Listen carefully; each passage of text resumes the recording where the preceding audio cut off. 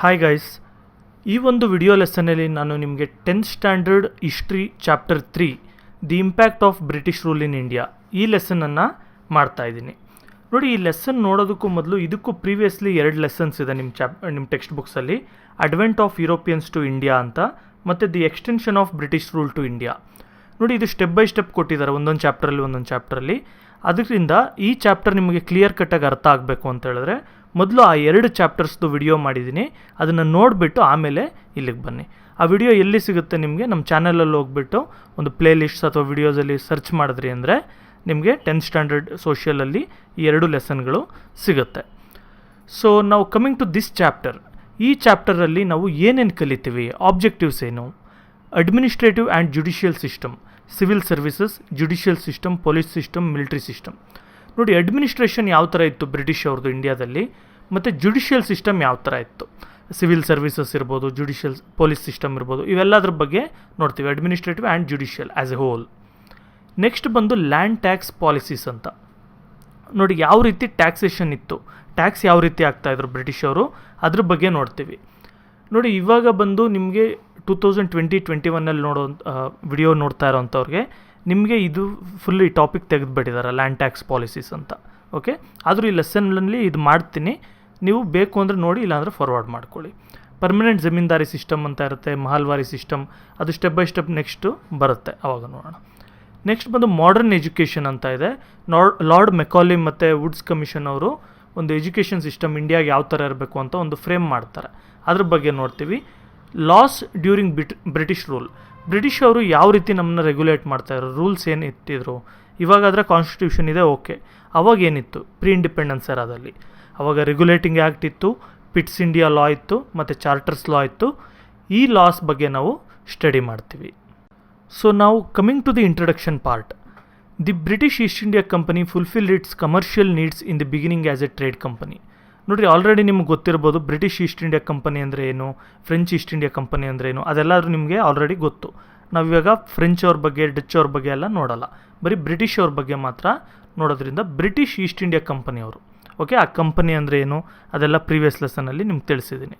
ಅವ್ರ commercial needs ಏನಿತ್ತು, ಬಿಸ್ನೆಸ್ಗೆ ಏನಾದ್ರು ಪೋರ್ಟ್ಸ್ ಬೇಕಾ, ಅಥವಾ ಒಂದು ವೇರ್ ಹೌಸ್ ಬೇಕಾ, ಅಥವಾ ಇನ್ನೊಂದು ಯಾವುದಾದ್ರು ಒಂದು ಅಗ್ರಿಮೆಂಟ್ ಮಾಡ್ಕೊಳ್ಬೇಕಾ, ಇದರೆಲ್ಲ ಕೂಡ ಅವರು ಫುಲ್ಫಿಲ್ ಮಾಡಿಕೊಂಡ್ರು. On observing the fractured political landscape of India, wherein hundreds of ruling dynasties were competing with each other, the British thought of exploiting the situation to further their political consolidation. ನೋಡಿ, ಇವ್ರು ಬಂದು trade ಮಾಡ್ತಾ ಇರ್ಬೇಕಾದ್ರೆ business, ವ್ಯಾಪಾರ ಏನಿದೆಯೋ ಅದು ಮಾಡ್ತಾಯಿದ್ರು. ಅದರಿಂದ ಸ್ವಲ್ಪ ಪ್ರಾಬ್ಲಮ್ಸ್ ಆಗ್ತಾ ಇತ್ತು. ಏನು ಪ್ರಾಬ್ಲಮ್ಸ್ ಅದೆಲ್ಲ ಡಿಸ್ಕಸ್ ಮಾಡಿದ್ದೀವಿ ಆಲ್ರೆಡಿ. ಈ ಟೈಮಲ್ಲಿ ಏನಾಯಿತು ಅಂತ ಹೇಳಿದ್ರೆ, ಇಂಡಿಯಾದಲ್ಲಿ ಬಂದು ಚಿಕ್ಕ ಚಿಕ್ಕ ಕಿಂಗ್ಡಮ್ಸ್ ಆಗಿ ಡಿವೈಡ್ ಆಗಿತ್ತು ಇಂಡಿಯಾ ಫುಲ್ಲು. ಓಕೆ, ಆವಾಗ ಒಬ್ಬರ ಮೇಲೆ ಒಬ್ಬರು ಯಾವಾಗೂ ಫೈಟ್ ಮಾಡ್ಕೊಳ್ತಾ ಇರೋದು, ಅವ್ರ ಲ್ಯಾಂಡ್ನ ಇವ್ರು ಆಕ್ಯುಪೈ ಮಾಡ್ಕೊಳ್ಳೋದು, ಈ ಥರದ್ದು ಸುಮಾರು ನಡೀತಾ ಇರುತ್ತೆ. ಇದನ್ನು ನೋಡಿಬಿಟ್ಟು ಬ್ರಿಟಿಷ್ ಅವ್ರು ಏನು ಯೋಚನೆ ಮಾಡ್ತಾರೆ, ಓಕೆ ಇವರು ಯಾವಾಗೂ ಕಿತ್ತಾಡ್ತಾ ಇರ್ತಾರೆ, ನಾವು ಏನಕ್ಕೆ ಇವ್ರನ್ನ ಈ ಥರ ಯೂಸ್ ಮಾಡಿಕೊಂಡು ನಮಗೆ ಬೇಕಾಗಿರೋ ಥರ ಯೂಸ್ ಮಾಡ್ಕೊಳ್ಬಾರ್ದು, ನಾವು ಇವ್ರನ್ನೆಲ್ಲ ನಮ್ಮ ಕಂಟ್ರೋಲಿಗೆ ತೊಗೊಂಡು ನಮ್ಮ ಟ್ರೇಡ್ಗೆ ಮತ್ತು ನಮ್ಮ ದೇಶ ಇಂಪ್ರೂವ್ ಆಗೋದಕ್ಕೆ, ಬ್ರಿಟನ್ ಇಂಪ್ರೂವ್ ಆಗೋದಕ್ಕೆ ಯೂಸ್ ಮಾಡ್ಕೊಳ್ಳೋದು ಯಾವಾಗೆ ಅಂತ ಯೋಚನೆ ಮಾಡ್ತಾರೆ. They implemented divide and rule policy among the Indian rulers and slowly dominated all the rulers and subjugated them. ಇವ್ರು ಮೊದಲು ನಾನು ಹೇಳಿದೆ, ಬೆಂಗಾಲಲ್ಲಿ ಒಂದು ಪ್ಲಾಸಿ ಅಂತ, ಬಕ್ಸಾರ್ ಅಂತೆಲ್ಲ ಯುದ್ಧಗಳು ನಡೆಯುತ್ತೆ, ಕರ್ನಾಟಕ ಯುದ್ಧಗಳು ನಡೆಯುತ್ತೆ, ಅದೆಲ್ಲ ನೀವು ನೋಡಿದ್ದೀರಾ. ಅಲ್ಲಿಂದನೂ ಕೂಡ ಇವ್ರು ಏನು ಮಾಡ್ಕೊಂಬಂದರು, ಡಿವೈಡ್ ಆ್ಯಂಡ್ ರೂಲ್ ಪಾಲಿಸಿ ಅಂತ ಮಾಡಿದ್ರು. ಅಂದರೆ ಇಂಡಿಯಾದಲ್ಲಿ ಎಷ್ಟೊಂದು ಜನ ಇರ್ತಾರೆ, ಎಷ್ಟೊಂದು ಡೈನೆಸ್ಟೀಸ್ ಇರುತ್ತೆ, ಅವನ್ನೆಲ್ಲ ಏನು ಮಾಡ್ತಾರೆ, ಫಾರ್ ಎಕ್ಸಾಂಪಲ್ ಇಂಡಿಯಾ ಅಂದ್ಕೊಳ್ಳಿ, ಇಂಡಿಯಾ ಈ ಥರ ಇತ್ತು ಅಂದ್ಕೊಳ್ಳಿ, ಎಷ್ಟೊಂದು ಡೈನೆಸ್ಟೀಸ್ ಇರುತ್ತೆ. ಇವ್ರೇನು ಮಾಡ್ತಾರೆ, ಒಂದಕ್ಕೊಂದಕ್ಕೆ ಪಿನ್ ಇಡೋದು, ಇವ್ರಿಗೂ ಪಿನ್ ಇಡೋದು, ಇವ್ರಿಗೂ ಪಿನ್ ಇಡೋದು, ಈ ರೀತಿ ಮಾಡಿಕೊಂಡು ಬರೋಕ್ಕೆ ಸ್ಟಾರ್ಟ್ ಮಾಡ್ತಾರೆ, ಎಕ್ಸ್ಪ್ಲಾಯ್ಟ್ ಮಾಡೋದಕ್ಕೆ. In order to achieve complete domination in India, they employed war and negotiation methods cleverly. ನೋಡಿರಿ, ಇಂಡಿಯಾನ ಫುಲ್ ಕಂಟ್ರೋಲ್ ಮಾಡಬೇಕು ಅಂದ್ಬಿಟ್ಟು ಇವ್ರು ಏನು ಮಾಡ್ತಾರೆ, ಯುದ್ಧಗಳು ಮಾಡ್ತಾರೆ ಅಲ್ಲಲ್ಲಿ, ಮತ್ತು ನೆಗೋಷಿಯೇಟ್ ಮಾಡ್ತಾರೆ, ಅಂದರೆ ಒಪ್ಪಂದಗಳು ಮಾಡ್ಕೊಳ್ತಾರೆ, ಇಷ್ಟೊಂದು ಪಾಲಿಸಿಗಳೆಲ್ಲ ಮಾಡ್ಕೊಳ್ತಾರೆ. After getting India under the control by employing various clever means, the British thought of strengthening their hold over India permanently. ನೋಡಿರಿ, ಇಲ್ಲಿವರೆಗೂ ಏನೇನಾಯಿತು ಅಂತ ಈ ಪ್ಯಾರಾಗ್ರಾಫಲ್ಲಿ ಕೊಟ್ಟಿದ್ದಾರೆ, ಯಾವ ರೀತಿ ನಿಮಗೆ ಪ್ರೀವಿಯಸ್ ಲೆಸನ್ಸಲ್ಲಿ ಏನೇನು ನಡೀತು ಅದ್ರ ಬಗ್ಗೆ ಜಸ್ಟ್ ಒಂದು ಸ್ವಲ್ಪ ಕೊಟ್ಟಿದ್ದಾರೆ, ಎಕ್ಸಾಂಪಲ್ಸ್ ಟೈಪ್ ಆ ಥರ. ಈಗ ಇವರು ಎಲ್ಲ ಈ ಥರ ಸ್ವಲ್ಪ ಇವ್ರು ಕಂಟ್ರೋಲಿಗೆ ತೊಗೊಂಡ್ಮೇಲೆ ಏನು ಮಾಡಿದ್ರು, ಇವರು ಏನಾದರೂ ಮಾಡಿ ನಾವು ಫುಲ್ ಸ್ಟ್ರೆಂಥನ್ ಮಾಡ್ಕೊಬೇಕು ನಮ್ಮ ಹೋಲ್ಡ್ನ, ಇವರೆಲ್ಲ ಫುಲ್ಲು ನಾವೇ ರೂಲ್ ಮಾಡಬೇಕು, ಪರ್ಮನೆಂಟಾಗೆ ಇಂಡಿಯಾ ನಾವು ಕಾಲನೈಸ್ ಮಾಡಬೇಕು ಅಂತ ಅಂದ್ಕೊತಾರೆ. Then India was divide of one nation concept and was scattered into various kingdoms. ಆಗಲೇ ಹೇಳಿದಾಗೆ ಇಂಡಿಯಾ ಆವಾಗ ಒಂದು ದೇಶ ಥರ ಇರಲಿಲ್ಲ, ಈ ಥರ ಚಿಕ್ಕ ಚಿಕ್ಕಗೆ ಇಷ್ಟೊಂದು ಪೀಸಾಗಿ ಇತ್ತು. The British integrated the whole of India under one administrative and political structure. Almost all 1850s time ಅಷ್ಟರಲ್ಲಿ ಏನಾಯಿತು, ಈ ಥರ ಚಿಕ್ಕ ಚಿಕ್ಕ ಕಿಂಗ್ಡಮ್ನೆಲ್ಲ ಕೂಡ ಯುದ್ಧಗಳು ಮಾಡೋದು, ಅಗ್ರಿಮೆಂಟ್ಗಳು ಮಾಡ್ಕೊಳ್ಳೋದು ಅಥವಾ ಅವ್ರಿಗೆ ತೊಂದರೆ ಕೊಡೋದು, ಈ ರೀತಿ ಮಾಡಿಬಿಟ್ಟು ಬ್ರಿಟಿಷವರು ಅವ್ರ ಕಂಟ್ರೋಲ್ಗೆ ತೊಗೊಂಡಿರ್ತಾರೆ. Okay, education, judiciary, land taxes, trade and agriculture and other various areas of activities were regulated under various laws and administrative system. ನೋಡಿರಿ, ಆ ಟೈಮ್ ಏನಾಯಿತು, ಇವ್ರು ಬ್ರಿಟಿಷವ್ರು ಏನು ಮಾಡ್ತಾರೆ, ಎಜುಕೇಷನ್ ಇರ್ಬೋದು, ಜುಡಿಷಿಯರಿ, ಟ್ಯಾಕ್ಸ್ಗಳು ಈ ಥರ ಇರಬೇಕು, ಅಗ್ರಿಕಲ್ಚರ್ ಈ ಥರ ಇರಬೇಕು ಅಂತೆಲ್ಲ ಕೂಡ ಬೇರೆ ಬೇರೆ ಲಾಗಳು ತಂದು ರೆಗ್ಯುಲೇಟ್ ಮಾಡೋಕ್ಕೆ ಸ್ಟಾರ್ಟ್ ಮಾಡ್ತಾರೆ. This brought in a structure to India, new structure to India. ಇದರಿಂದ ಇಂಡಿಯಾಗೆ ಒಂದು ಹೊಸ ರೀತಿ ಸ್ಟ್ರಕ್ಚರ್ ಒಂದು ಕ್ರಿಯೇಟ್ ಆಗೋಕ್ಕೋಯ್ತು. ಓಕೆ, ಇಂಡಿಯಾ ಅಂದರೆ ಈ ಟೈಪ್ ಇರಬೇಕು, ಈ ಥರ ರೂಲ್ಸ್ ಇರಬೇಕು ಅನ್ನೋ ಥರ. While implementing all these measures they never forgot to protect their financial interest. ಆದರೆ ಒಂದು ನಾವಿಲ್ಲಿ ಏನು ಅಬ್ಸರ್ವ್ ಮಾಡಬೇಕು ಅಂತ ಹೇಳಿದ್ರೆ, ಇವರೆಲ್ಲ ಲಾಸ್ ಎಲ್ಲ ಏನೋ ಮಾಡಿದ್ರು, ರೂಲ್ಸ್ ಏನೋ ಇಂಪ್ಲಿಮೆಂಟ್ ಮಾಡಿದ್ರು, ರೆಗ್ಯುಲೇಷನ್ಸ್ ತಂದರು, ಯಾವುದಕ್ಕೆ ಎಲ್ಲದಕ್ಕೂ, ಎಜುಕೇಷನ್, ಜುಡಿಷರಿ, ಲ್ಯಾಂಡ್ ಟ್ಯಾಕ್ಸ್ ಎಲ್ಲದಕ್ಕೂ. ಆದರೆ ಇವ್ರದ್ದು ಮೇಯ್ನ್ ಏನಿತ್ತು ಅಂದರೆ, ಈಗ ಇಂಡಿಯನ್ ಗೌರ್ಮೆಂಟ್ ಅವ್ರು ಏನಕ್ಕೆ ಮಾಡ್ತಾರೆ ರೂಲ್ಸ್ ಎಲ್ಲ, ಇಂಡಿಯಾ ಜನಕ್ಕೆ ಒಳ್ಳೇದಾಗಲಿ, ನಮಗೆ ಲಾಸ್ ಆದರೂ ಪರವಾಗಿಲ್ಲ ಅಂತ ನೋಡ್ತಾರೆ. ಆದರೆ ಬ್ರಿಟಿಷ್ ಅವ್ರು ಏನು ಮಾಡಿದ್ರು, ಇಂಡಿಯಾ ಜನಕ್ಕೆ ಕೆಟ್ಟದಾದರೂ ಪರವಾಗಿಲ್ಲ, ನಮಗೆ ನಮ್ಮ ಫೈನಾನ್ಷಿಯಲ್ ಇಂಟ್ರೆಸ್ಟ್ಸ್ಗೆ ಏನು ತೊಂದರೆ ಆಗಬಾರ್ದು, ಅಂದರೆ ನಮಗೆ ದುಡ್ಡು ಬರೋದು ಏನು ಬರ್ತಾ ಇದೆ ನಮಗೆ ಟ್ರೇಡಲ್ಲಿ ಅಥವಾ ಬೇರೆ ಎಕ್ಸ್ಪ್ಲಾಯ್ಟೇಷನ್ ರೀತಿ, ಅದಕ್ಕೇನು ತೊಂದರೆ ಆಗಬಾರ್ದು ಅಂತ ನೋಡ್ತಾರೆ. The British East India company implemented various administrative experiments in order to achieve a new order in India.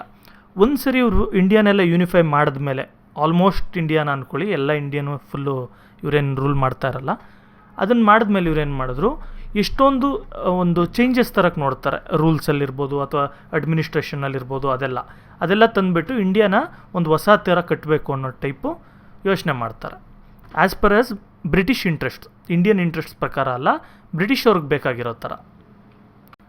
ಈಗ ನಾನು ಆಲ್ರೆಡಿ ಹೇಳಿದೆ, ಇಂಡಿಯಾನ ಸ್ಟ್ರೆಂಥನ್ ಮಾಡ್ಕೊಳ್ಬೇಕು, ಇವ್ರ ಗ್ರಿಪ್ಪಲ್ಲಿ ಇಟ್ಕೊಳ್ಬೇಕು ಅಂತ ಸುಮಾರು ಟ್ರೈ ಮಾಡ್ತಾರೆ, ಸುಮಾರು ರಿಫಾರ್ಮ್ಸ್ ಎಲ್ಲ ತರೋಕ್ಕೆ ನೋಡ್ತಾರೆ ಅಂತ. ಅದರಲ್ಲಿ ಬ್ರಿಟಿಷ್ ಟೈಪ್ ಆಫ್ ಸಿಸ್ಟಮ್ ಅಥವಾ ಬ್ರಿಟಿಷ್ ಟೈಪ್ ಆಫ್ ಅಡ್ಮಿನಿಸ್ಟ್ರೇಷನ್ನ ಇಂಡಿಯಾದಲ್ಲಿ ತರಬೇಕು ಅಂತ ಕೂಡ ಟ್ರೈ ಮಾಡ್ತಾರೆ. ಅದ್ರ ಪ್ರಕಾರವಾಗಿ ಮೊದಲನೇದಾಗಿ ಸಿವಿಲ್ ಸರ್ವಿಸಸ್ ಅನ್ನೋದು ಒಂದನ್ನು ಮಾಡ್ತಾರೆ. ಏನು ಸಿವಿಲ್ ಸರ್ವಿಸಸ್ ನೋಡೋಣ. Lord Cornwallis introduce the administration of civil services. Lord Cornwallis ಅಂತ ಒಬ್ಬರು ಇರ್ತಾರೆ, ಅವರು ಸಿವಿಲ್ ಸರ್ವಿಸಸ್ನ ಇಂಟ್ರೊಡ್ಯೂಸ್ ಮಾಡ್ತಾರೆ. ಇವಾಗೂ ಕೂಡ ಇದೆ ಸಿವಿಲ್ ಸರ್ವಿಸಸ್ ಅಂತ, IAS, KAS, IPS ಇದೆಲ್ಲ ಬರೀತಾರಲ್ಲ, ಅದೇನೇ ಸಿವಿಲ್ ಸರ್ವಿಸ್ ಅಂದರೆ. The system of appointing employees for the purpose of trade was done by East India company from the beginning.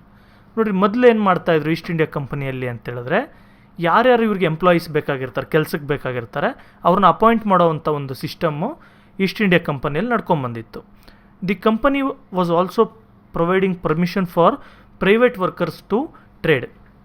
ನೋಡಿ, ಇವ್ರು ಬಂದು ಇಂಡಿಯಾದಲ್ಲಿ ಟ್ರೇಡ್ ಮಾಡೋಕ್ಕೆ ಇವ್ರು ಅಲ್ಲಿಂದ ಪರ್ಮಿಷನ್ ತೊಗೊಂಡು ಬಂದಿರ್ತಾರೆ ಬ್ರಿಟನ್ ರಾಣಿಯಿಂದ. ಆದರೆ ಇಲ್ಲಿ ಬೇರೆ ಪ್ರೈವೇಟ್ ವರ್ಕರ್ಸ್ಗಳಿಗೂ ಕೂಡ ಟ್ರೇಡ್ ಮಾಡೋಕ್ಕೆ ಇವರು ಪರ್ಮಿಷನ್ ಕೊಡ್ತಾ ಇರ್ತಾರೆ. By using these opportunities employers made money and became corrupt through illegal means. ನೋಡಿ, ಈ ರೀತಿ ಆಪರ್ಚುನಿಟೀಸ್ ಯೂಸ್ ಮಾಡಿಬಿಟ್ಟು ಇವರೆಲ್ಲ ತುಂಬ ಕರಪ್ಟ್ ಆಗ್ತಾರೆ. ಅಂದರೆ ಲಂಚ ತೊಗೊಳ್ತಾರಲ್ಲ ಈಗ ಗೌರ್ಮೆಂಟ್ ಆಫೀಸ್ಗಳಲ್ಲಿ, ಈ ರೀತಿ ಲಂಚ ತೊಗೊಳ್ಳೋದೆಲ್ಲ ಜಾಸ್ತಿ ಆಯಿತು. ಮತ್ತು ಅವ್ರಿಗೊಂದು ಕಂಪ್ನಿ ಹೆಸರಲ್ಲಿ ಇವರೇ ಓನಾಗಿ ಬಿಸ್ನೆಸ್ ಮಾಡೋದು, ಕಂಪ್ನಿ ಹೆಸರಲ್ಲಿ ಟ್ಯಾಕ್ಸ್ ಕಟ್ದಿದ್ದಾಗ ಅವ್ರಿಗೆ ಕನ್ಸೆಷನ್ಸ್ ಇರುತ್ತಲ್ಲ, ಆ ರೀತಿ ಆ ಕನ್ಸೆಷನ್ಸ್ನ ಇವ್ರು ಪರ್ಸ್ನಲ್ ಇದಕ್ಕೆ ಯೂಸ್ ಮಾಡ್ಕೊಳ್ಳೋದು, ಅದೆಲ್ಲ ಕೂಡ ಸ್ಟಾರ್ಟ್ ಮಾಡ್ತಾರೆ. So to control this, in 1773 the government of England implemented regulating act in India. ನೋಡಿ, ಇದನ್ನೆಲ್ಲ ಕಂಟ್ರೋಲ್ ಮಾಡಬೇಕು, ಕರಪ್ಷನ್ನ ಕಮ್ಮಿ ಮಾಡಬೇಕು, ಮತ್ತು ಇಲ್ಲೀಗಲಾಗಿ ಏನು ಟ್ರೇಡ್ ಲೈಸೆನ್ಸ್ಗಳನ್ನ ಯೂಸ್ ಮಾಡ್ತಾ ಇರ್ತಾರೆ, ಅದರಿಂದ ಬ್ರಿಟಿಷ್ ಗೌರ್ಮೆಂಟಿಗೆ ತುಂಬ ತೊಂದರೆ ಆಗ್ತಾ ಇರುತ್ತೆ. ಅದನ್ನು ಕಂಟ್ರೋಲ್ ಮಾಡೋಕ್ಕೆ ಅಂತ ಹೇಳ್ಬಿಟ್ಟು 1773 ರೆಗ್ಯುಲೇಟಿಂಗ್ ಆ್ಯಕ್ಟ್ ಅಂತ ತರ್ತಾರೆ ಇಂಡಿಯಾದಲ್ಲಿ. The aim of regulating act was, as the name suggest, to enforce control. ಮೇಯ್ನಾಗಿ ಏನು ರೆಗ್ಯುಲೇಟಿಂಗ್ ಆ್ಯಕ್ಟ್ ಅಂತ ಹೇಳಿದ್ರೆ ಕಂಟ್ರೋಲ್ ತರೋದು, ಈ ಕಂಪನಿನ ಒಂದು ಕಂಟ್ರೋಲಿಗೆ ತರೋದು, ಇಲ್ಲೇನು ಲಂಚಗಳು ಅದೆಲ್ಲ ಆಗದೇ ಇರೋ ಥರ ಏನಾದರೂ ಇರಬೇಕು ಅಂತ. ಇನ್ 1800 ನೋಡಿ, ಈ ಟೈಮಲ್ಲೆಲ್ಲ ಬಂದು ಬ್ರಿಟಿಷ್ ಈಸ್ಟ್ ಇಂಡಿಯಾ ಕಂಪನಿ ಅನ್ನೋದು ಒಂದು ಕಂಪನಿ. ಇವಾಗ ಟಾಟಾ, ರಿಲಯನ್ಸ್, ಮತ್ತೊಂದು ಏನು ಕಂಪ್ನಿ ಇದೆ, ಈ ರೀತಿ ಕಂಪನಿ ಆಗಿತ್ತು. ಅರ್ಥ ಆಯ್ತಾ? ಬ್ರಿಟನ್ ಡೈರೆಕ್ಟಾಗಿ ರೂಲ್ ಮಾಡ್ತಿರಲಿಲ್ಲ. In 1800, Lord Cornwallis opened Fort William College in Calcutta for the benefit of people aspiring to join civil services. ನೋಡಿ, ಇವ್ರ ಕೆಲಸಕ್ಕೆ ಎಷ್ಟೊಂದು ಜನ ಬೇಕಾಗಿರ್ತಾರಲ್ವ, ಅಲ್ಲಿಂದ ಬ್ರಿಟನ್ನಿಂದ ಕರ್ಕೊಂಬರೋಕ್ಕೆಲ್ಲ ಆಗ್ತಾ ಇರಲ್ಲ, ಅವ್ರಿಗೆ ಸ್ಯಾಲ್ರಿಗಳು ಜಾಸ್ತಿ ಕೊಡಬೇಕಾಗತ್ತೆ, ಆಗ್ತಾ ಇರಲ್ಲ ಏನಿಲ್ಲ, ಕರ್ಕೊಂಬರ್ಬೋದಿತ್ತು, ಆದರೆ ಅವರು ಕೊಡೋದ್ರಲ್ಲಿ ಕಾಲ್ಭಾಗ ದುಡ್ಡಿಗೆ ಇಲ್ಲಿ ಎಷ್ಟೋ ಜನ ಕೆಲಸ ಮಾಡೋರು. ಅದಕ್ಕೆ ಅಂತೇಳ್ಬಿಟ್ಟು ಈ ಸಿವಿಲ್ ಸರ್ವಿಸ್ಗಳಿಗೆ ಯಾರಾದರೂ ಜಾಯ್ನ್ ಆಗಬೇಕು ಅಂತೇಳಿದ್ರೆ, ಅಥವಾ ಈ ಒಂದು ಕಂಪ್ನಿಯಲ್ಲಿ ಏನಾದರೂ ಕೆಲಸಕ್ಕೆ ಜಾಯ್ನ್ ಆಗಬೇಕು ಅಂತೇಳಿದ್ರೆ ಅವರು ಜಾಯ್ನ್ ಆಗೋಕ್ಕೆ ಈಸಿ ಆಗಲಿ ಅಂತ ಒಂದು ಕಾಲೇಜ್ ಕೂಡ ಸ್ಟಾರ್ಟ್ ಮಾಡ್ತಾರೆ. By this initiation did not find support from the directors of the East India company. ಆದರೆ ಈ ಥರ ಇವರು ಕಾಲೇಜ್ ಓಪನ್ ಮಾಡೋದು ಈ ಥರ ಎಲ್ಲ ಮಾಡಿದ್ರಲ್ಲ, ಅದನ್ನು ಈ ಡೈರೆಕ್ಟರ್ಸ್ ಯಾರು ಇರ್ತಾರೆ ನೋಡಿ, ಡೈರೆಕ್ಟರ್ಸ್ ಅಂತ ಹೇಳಿದ್ರೆ ಈ ಈಸ್ಟ್ ಇಂಡಿಯಾ ಕಂಪನಿ ಇರುತ್ತಲ್ಲ ಅದರ MD ಥರ, ಅಂದರೆ ಮೇಯ್ನಾಗಿ ಒಂದು 10 ಜನ 20 ಜನ 30 ಜನ ಈ ಥರ ಮೇಯ್ನ್ ಲೀಡರ್ಸ್ ಇರ್ತಾರೆ ಕಂಪ್ನಿಯಲ್ಲಿ, ಅವ್ರದ್ದೇ ಎಲ್ಲ ಮೇಯ್ನ್ ನಡೀತಾ ಇರುತ್ತೆ. ಅಂಥವರು ಇವ್ರಿಗೆ ಅಷ್ಟು ಸಪೋರ್ಟ್ ಮಾಡಲಿಲ್ಲ. As a result all the appointments till 1853 were done by the directors. ಇದರಿಂದ ಏನಾಯಿತು, 1800 ಅಂದರೆ 1800 ಇಸ್ವಿಯಲ್ಲೇ ಕಾಲೇಜೆಲ್ಲ ಓಪನ್ ಮಾಡಿ ಅದಕ್ಕೆ ಟ್ರೈನಿಂಗ್ ಕೊಡೋದು ಅಥವಾ ಅವ್ರಿಗೆ ಸಹಾಯ ಮಾಡೋದು ಈ ಥರ ಎಲ್ಲ ಎಜುಕೇಷನ್ ಕೊಡೋದೆಲ್ಲ ನಡೆದರೂ ಕೂಡ 1853ವರೆಗೂ ಕೂಡ ಎಲ್ಲ ಅಪಾಯಿಂಟ್ಮೆಂಟ್ಸು, ಅಂದರೆ ಯಾರನ್ನ ಒಂದು ಪಾಯಿಂಟ್ಗೆ ಒಂದು ಕ್ಲರ್ಕ್ ಪೋಸ್ಟ್ಗೆ ಅಪಾಯಿಂಟ್ ಮಾಡಬೇಕಾ, ಇನ್ನೊಂದು ಮ್ಯಾನೇಜರ್ ಪೋಸ್ಟ್ಗೆ ಅಪಾಯಿಂಟ್ ಮಾಡಬೇಕಾ, ಅದನ್ನೆಲ್ಲ ಕೂಡ ಆ ಕಂಪ್ನಿ ಓನರ್ಸ್ ಅಥವಾ ಕಂಪ್ನಿ ಡೈರೆಕ್ಟರ್ಸ್ ಯಾರಿದ್ರು ಅವರೇ ನಡೆಸ್ತಾಯಿದ್ರು. ಮೇಯ್ನಾಗಿ ಏನಕ್ಕೆ ನಡೆಸ್ತಾರೆ ಅಂತೇಳಿದ್ರೆ, ಓಕೆ ನಿನಗೆ ಕೆಲಸ ಕೊಡಬೇಕಾ, ಇಷ್ಟು ದುಡ್ಡು ಕೊಡು, ಲಂಚ ಕೊಡು ಅಂತ ಕೇಳೋದಕ್ಕೆ, ಅದಕ್ಕೋಸ್ಕರ ಮಾಡ್ತಾಯಿದ್ರು ಅಷ್ಟೇ. From 1853 onwards the appointments for civil services were done through competitive examinations. 1853 ಈ ಸಿಸ್ಟಮ್ ಚೇಂಜ್ ಆಗುತ್ತೆ. ಚೇಂಜ್ ಆಗಿಬಿಟ್ಟು ಎಲ್ಲ ಸಿವಿಲ್ ಸರ್ವಿಸ್ಗಳಿಗೆ ಏನನ್ನು ಅಥವಾ ಏನು ಕೆಲಸಕ್ಕೆ ತೊಗೊಳ್ಬೇಕು ಅಂದರೂ ಕೂಡ ಇವಾಗಿರ ಥರ ಎಕ್ಸಾಮ್ಸ್ ಇಡ್ತಾರೆ. ಈಗ AS ಎಕ್ಸಾಮ್ IPS ಎಕ್ಸಾಮ್ ಬರಲ್ಲ, ಆ ಟೈಪು ಆ ಕಂಪನಿಗೋಸ್ಕರ ಅಂತ ಎಕ್ಸಾಮ್ಸ್ ಇಡ್ತಾರೆ. This did not benefit Indians much. ಇದರಿಂದ ಇಂಡಿಯನ್ಸ್ಗೇನು ಅಷ್ಟು ಬೆನಿಫಿಟ್ ಆಗಲಿಲ್ಲ.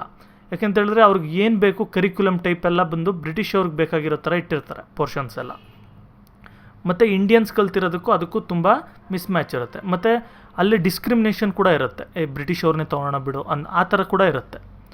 The British continue to suspect the efficiency of Indians.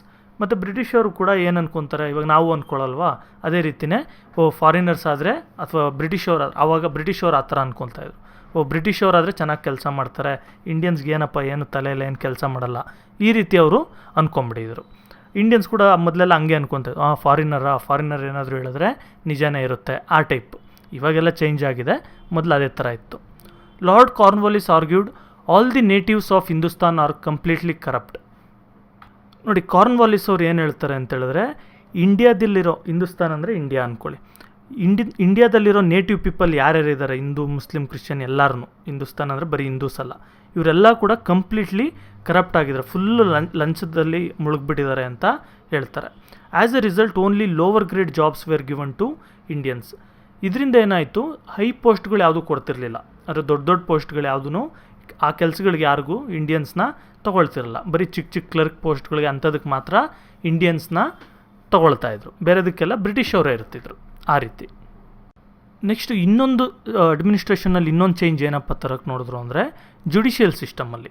Judicial ಅಂದರೆ something related to lawyers, judge, court ಅಥವಾ ನ್ಯಾಯ ಧರ್ಮ ಇಂಥದಕ್ಕೆ ರಿಲೇಟೆಡ್ ಆಗಿರೋವಂಥದ್ದು. A new judicial system started finding roots when the British rule in India began taking over from the Mughal rule. ನೋಡಿ, Mughals main rule ಮಾಡ್ತಾ ಇರ್ತಾರಲ್ಲ ಒಂದು ಟೈಮಲ್ಲಿ, ಮೊಘಲ್ಸ್ ಮರಾಠಾಸ್ ಇವ್ರು ರೂಲ್ ಮಾಡ್ತಾ ಇರ್ತಾರೆ, ಅವರಿಂದ ಬ್ರಿಟಿಷ್ ಅವ್ರ ರೂಲಿಗೆ ಬಂದ ಮೇಲೆ ಇಂಡಿಯಾ ಸ್ವಲ್ಪ ಬ್ರಿಟಿಷ್ ಸಿಸ್ಟಮ್ ಅಥವಾ ಒಂದು ಸ್ವಲ್ಪ ಹೊಸ ರೀತಿ ಜುಡಿಷಿಯಲ್ ಸಿಸ್ಟಮ್ ಅನ್ನೋದು ಬರೋಕ್ಕೆ ಸ್ಟಾರ್ಟ್ ಆಗುತ್ತೆ. After the battle of Buxar the Mughal emperor Shah Alam handed over the diwani rights the authority to collect land taxes to the British. ನೋಡಿ, ಬ್ಯಾಟಲ್ ಆಫ್ ಬಕ್ಸಾರ್ ಆದಮೇಲೆ, ಅದು battle of Plassey, battle of Buxar ಅದ್ರ ಬಗ್ಗೆ ಪ್ರೀವಿಯಸ್ ಲೆಸನಲ್ಲಿ ಎಕ್ಸ್ಪ್ಲೇನ್ ಮಾಡಿದ್ದೀನಿ. ಆ ಯುದ್ಧ ಆದಮೇಲೆ, ಬ್ಯಾಟಲ್ ಆಫ್ ಬಕ್ಸಾರ್ ಆದಮೇಲೆ ಮೊಘಲ್ ಎಂಪರರ್ ಒಬ್ರು ಇರ್ತಾರೆ ಶಾ ಆಲಮ್ ಅಂತೇಳಿ, ಅವರು ದಿವಾನಿ ರೈಟ್ಸ್ನ ಕೊಟ್ಬಿಡ್ತಾರೆ ಬ್ರಿಟಿಷ್ ಅವ್ರಿಗೆ. ಏನು ದಿವಾನಿ ರೈಟ್ಸ್ ಅಂತ ಹೇಳಿದ್ರೆ, ಟ್ಯಾಕ್ಸ್ ಎಲ್ಲ ಬ್ರಿಟಿಷ್ ಅವ್ರು ಕಲೆಕ್ಟ್ ಮಾಡೋದು.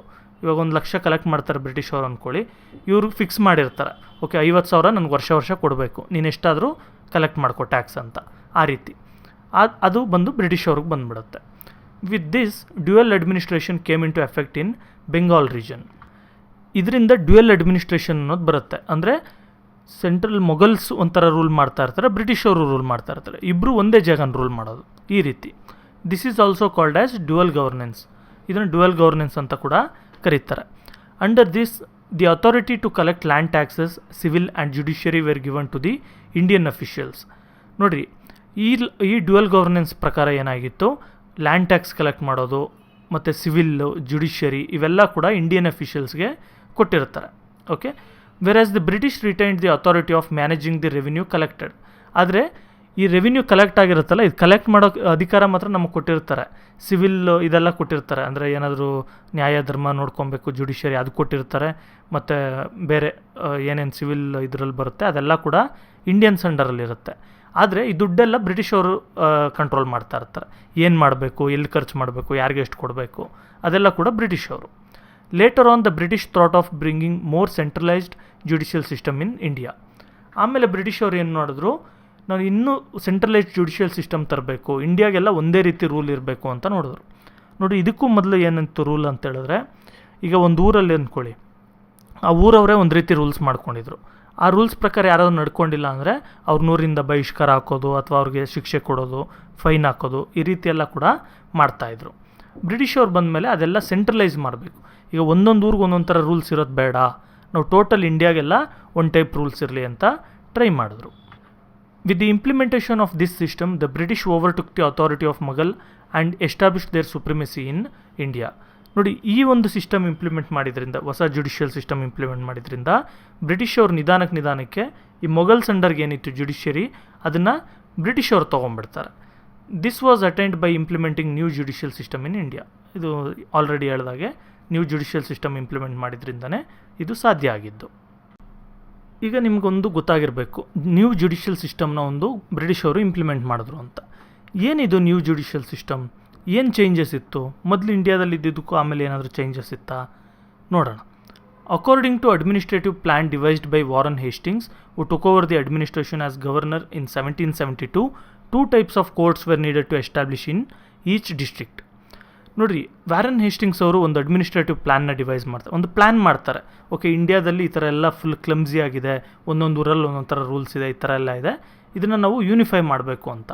ಅದ್ರ ಪ್ರಕಾರ ಇವ್ರು ಏನು ಮಾಡ್ತಾರೆ, 2 ಥರ ಕೋರ್ಟ್ ಇರಬೇಕು ಇಂಡಿಯಾದಲ್ಲಿ ಅಂತ ಡಿಸೈಡ್ ಮಾಡ್ತಾರೆ.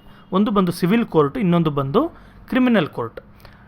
ಸಿವಿಲ್ ಕೋರ್ಟ್ನ ಬಂದು ಇವರು ದಿವಾನಿ ಅದಾಲತ್ ಅಂತ ಕರೀತಾರೆ, ಮತ್ತು ಕ್ರಿಮಿನಲ್ ಕೋರ್ಟ್ನ ಬಂದು ಫೌಜದಾರಿ ಅದಾಲತ್ ಅಂತ ಕರೀತಾರೆ. ಹೆಸರು ಚೇಂಜ್ ಅಷ್ಟೇ. ಇವಾಗೂ ಕೂಡ ಇಂಡಿಯಾದಲ್ಲಿ ಇದೇ ಸಿಸ್ಟಮ್ನೇ ಮೇಂಟೈನ್ ಮಾಡ್ತೀವಿ, ಸಿವಿಲ್ ಕೋರ್ಟ್ ಮತ್ತು ಕ್ರಿಮಿನಲ್ ಕೋರ್ಟ್ ಅಂತ.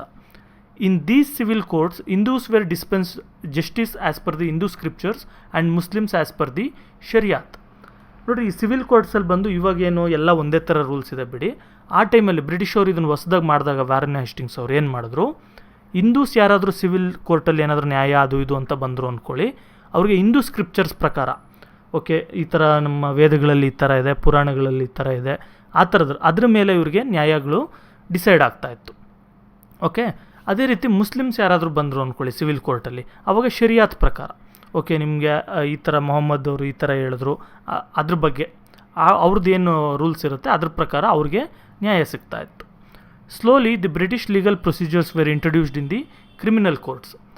ನಿಧಾನಕ್ಕೆ ಏನು ಮಾಡಿದ್ರು, ಬ್ರಿಟಿಷ್ ಲೀಗಲ್ ಪ್ರೊಸೀಜರ್ಸ್ ಏನಿರುತ್ತೆ ಅದನ್ನು ಕ್ರಿಮಿನಲ್ ಕೋರ್ಟ್ಸಲ್ಲಿ ಇಂಟ್ರೊಡ್ಯೂಸ್ ಮಾಡೋಕ್ಕೆ ಸ್ಟಾರ್ಟ್ ಮಾಡಿದ್ರು ನಿಧಾನವಾಗಿ.